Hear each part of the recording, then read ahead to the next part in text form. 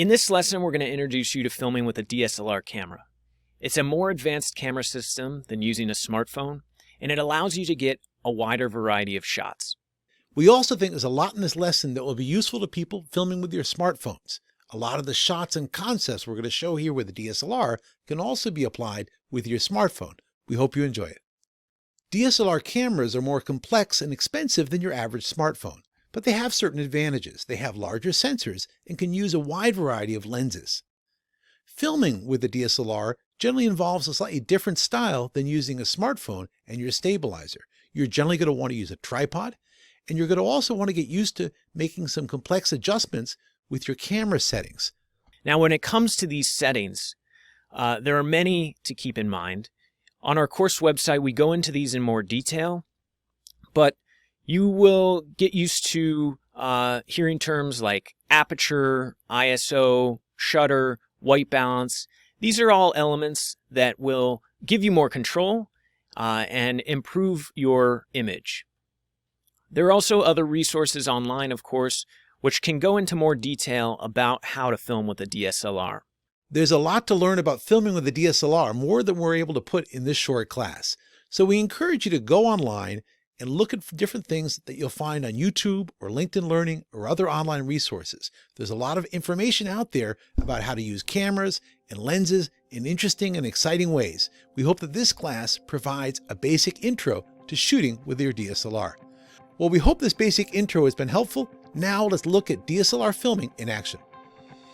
Now we're going to show you how to use the DSLR camera. We're here in beautiful Central Park, and unlike using a smartphone where there's only one lens on it, a DSLR allows you to use multiple lenses. So we're going to show you how to shoot a wide, a medium, and a tight shot by changing the focal length of the lens. In this scene, we'll be setting up a standard documentary film situation, which is called covering a scene. Brian has a volunteer, Claire, who you may remember from our smartphone and stabilizer video. As before, we'll use a split screen here to show you how the different lenses look and impact the filming.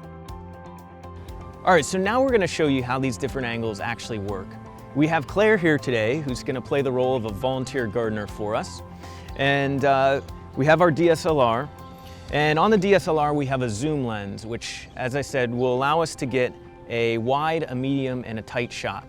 So let's start by getting the wide shot, which helps us establish the scene. Okay, so we're going to go ahead and roll here. And I'm on my wide angle lens, which in this case is a 24 millimeter. And wide angle lenses are good for establishing the scene.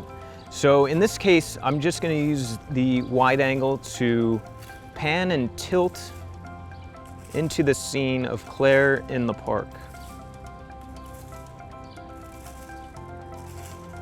So the wide angle allows us to see a lot of the landscape and helps the audience understand where we are.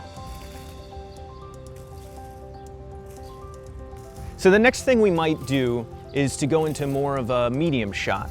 So we have our wide, and then it might be nice to cut into something a little bit tighter on Claire so that we can see a bit more detail of what she's doing. In this case, damaging the grass quite a bit. And again, this gives us just a bit more detail of the activity. It's nice to have this tighter shot to cut into from the wide. In this case, I am kind of getting some detail on Claire. I might tilt down and get some detail of the great work she's doing on the grass. And so that's our medium shot. So the next shot we can get is a tighter shot, or sometimes called a telephoto shot. On this lens, the tightest shot is a 70 millimeter. So we'll zoom into that all the way. And these are great in the editing to mix up the edit, cut to details of, in this case, maybe the emotion in Claire's face as she does this great work, or details of the tools. But a tight shot cut with a wide shot makes for a dynamic edit. One of the classic scenes in filming a documentary is someone going somewhere, and that's what we're going to show you now. Using the angles we just discussed, we're going to have Claire do a walk in Central Park, and we're going to show you how the wide, the medium, and the close cut together to create a sequence. Let's get to it. All right, Claire, so we're going to film a scene of you walking. So we're going to have you start back here at the start of the path, and I'm just going to have you walk along this while I'm in a wide shot, and then we'll get another angle. As always, before you shoot, you must remember to set the frame, check focus and exposure. Don't be afraid to politely ask the people you're filming to move in a position where you can see them. After all, the whole point of this is to make a film and tell their story to other people. Okay, right here is fine. Up a little bit. Okay, so we're in our scene here. We have Claire in the background, and she's gonna walk along this path here. I'm in my wide angle lens, so I'm gonna kind of pan with her as she walks. This is a nice move to kind of pan with the action. It can be a nice shot as an operator of the camera. And let's give it a shot. I am rolling, and go ahead and walk. As you can see, it's a pretty simple shot. But documentaries need a lot of things like this. They need sequences of people going to places and doing things to cover narration and interviews and be parts of longer stories.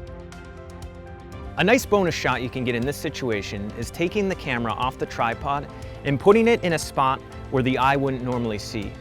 In this case, we're going to take the camera, put it on the ground so that when Claire passes by, we get a cool shot of her feet.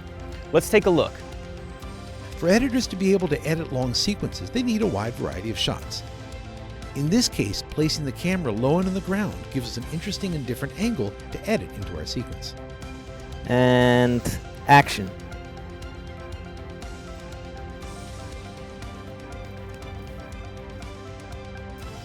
The last shot we want to get in our sequence is a tight shot on a telephoto lens. So I'm going to have Claire walk around the corner here, and this tighter shot will cut with the wide shot we shot earlier and the shot of her feet to create a 3-shot sequence. Let's take a look. Okay, so Claire, when I call action, we're going to have you walk. And I'm rolling, and action.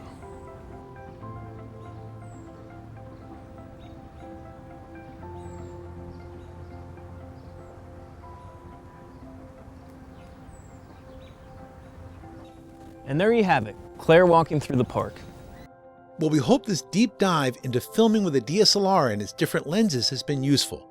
For those of you who are filming with smartphones, don't worry. A lot of the things that we've shown you here, you can also do by moving cameras closer or farther away from your subjects.